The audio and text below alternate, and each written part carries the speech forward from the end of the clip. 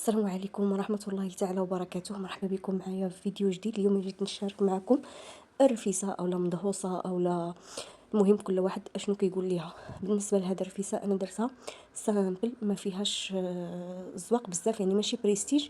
اللي بغاها بريستيج راه يقدر يزوقها، يعني باش ما بغى انا خليتها هكا يعني سامبل.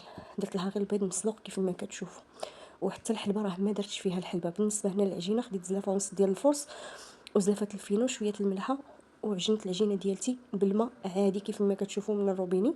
هنا انا العجينه غير عجنتها، ما دلكتها ما دلكاتني، واحد شويه كيكه وصافي. المهم غير عجنتها شويه وصافي. وهنايا غادي نغطيها بواحد البلاستيكه وغندوز نصايب معكم المريقه. هنايا درت الدجاج، داكشي اللي متوفر عندك. كتقرضي ليه البصله بهذا الشكل هذا كيف ما كتشوفي معايا. انا اختاريت نقطعها شنينفات هكا صغيورين كيف ما كتشوفوا. ومن بعد غادي ندير ليها واحد شويه ديال المليحه وشويه ديال الزيت، وغادي نديرها فوق البوطه تشحر مزيان مزيان. ضروري البصيله تشحر وتهبط واحد شويه.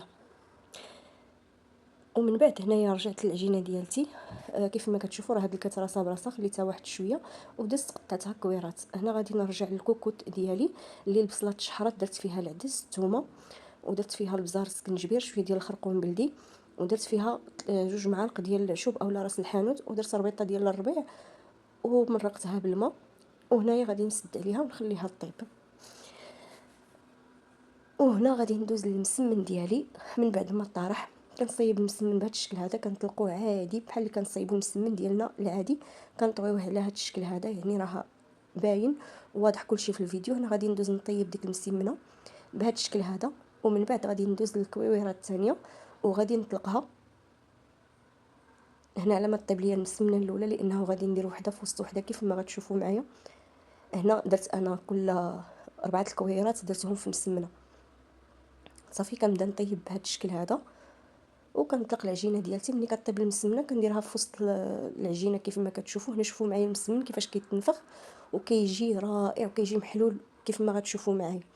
صافي هنا ملي كطيب المسمنه كيف ما شفتوا كنكون موجده الكويره طالقاها، كندير المسمنه في وسط السمنه وكنطويها بهذا الشكل هذا، يعني الطريقه سهله وكتربحك حتى الوقت. هنا فاش طاب المسمن ديالي شوفوا معايا المسمنه هنا فاش غادي نحلها.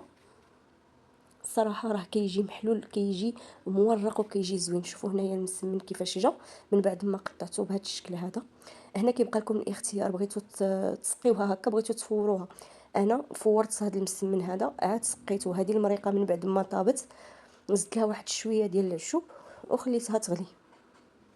هنايا خديت داك المسمن ديالي سقيته بهذا الشكل هذا كيف ما قلت لكم. التزيين كيبقى اختياري وحسب الرغبه وحسب شنو موجود عندك في الدار.